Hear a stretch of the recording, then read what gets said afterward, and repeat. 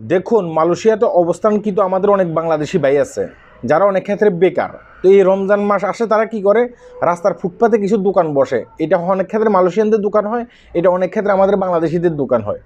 এই রাস্তার ফুটপাতে তারা কিন্তু 1 মাসের জন্য এইসব দোকানগুলোতে চাকরি করে থাকে। আমি আপনার অবগতির জন্য জানাচ্ছি যে এসব দোকানগুলোতে আপনারা চাকরি করবেন না। আপনি 1 মাসের চাকরির জন্য গিয়ে অনেক ক্ষেত্রে আপনি বিপদে পড়তে পারেন। এইসব দোকানগুলোতে এখন কঠোর তল্লাশি চালাবে, এটা গোপনভাবে তল্লাশি চালাবে। কারা চালাবে? মালয়েশিয়ান ইমিগ্রেশন বিভাগ। তারা কিন্তু বিভিন্ন পত্রপত্রিকাতে কিন্তু কথাগুলো বলতেছে, মালয়েশিয়ান ইমিগ্রেশনের পক্ষ থেকে বলতেছে যে প্রতিনিয়ত যেন এসব দোকানগুলোতে তল্লাশি চালানো হয় এবং কি বিদেশি কেউ কোনো এসব দোকানগুলোতে চাকরি করে কিনা সেটাও যেন খতিয়ে দেখা হয়। তার পাশাপাশি আমাদের অনেক বাংলাদেশি প্রবাসী ভাই আছে, তারা এইসব ফুটপাতে কিন্তু দোকান দিয়ে থাকে। আর এই দোকানগুলো অনেক ক্ষেত্রে মালয়েশিয়ানদের নামে চালানো হয়ে থাকে, বলে যে এটা মালয়েশিয়ানদের দোকান, অথচ এটা কিন্তু বাংলাদেশিদের দোকান। আর এই বিষয়গুলো অনেক ক্ষেত্রে মালয়েশিয়ান গভর্নমেন্ট কিন্তু জানতে পারে, এমনকি জানতে পেরেছে। তারা বলতেছে যে কোনো বিদেশি নাগরিকের দোকান যেন রাস্তার ফুটপাতে না দেওয়া হয়।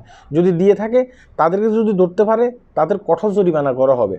তাদের পত্রিকাতে কিন্তু সেটাও বলছে। তাই আমি আপনাকে বলবো যে আপনি যদি একজন প্রবাসী হয়ে থাকেন, একজন বাংলাদেশিও হয়ে থাকেন, 1 মাসের জন্য এসব দোকানগুলোতে চাকরি করবেন না। আপনি যখন এসব দোকানগুলোতে চাকরি করবেন, যদি ইমিগ্রেশন বিভাগ চলে আসে, আসার পর আপনাকে জিজ্ঞাসাবাদ করে, আপনি যদি সঠিক উত্তর না দিতে পারেন, হ্যাঁ, আপনাকে কিন্তু ধরে নিয়ে যাবে। আপনার কাছে বৈধ কাগজপত্র থাকলেও ধরে নিয়ে যাবে, ঠিক আছে? তাই এসব দোকানগুলোতে চাকরি করবেন না। এসব দোকানগুলোতে 1 মাসের জন্য চাকরি করে আপনি বিপদে পড়বেন না। সবাই ভালো থাকবেন। যদি মনে হয় যে ভিডিওটি শেয়ার করার দরকার, তাহলে ভিডিওটি শেয়ার করবেন। এটা অনেক প্রবাসীরই উপকারে আসবে। আল্লাহ হাফেজ।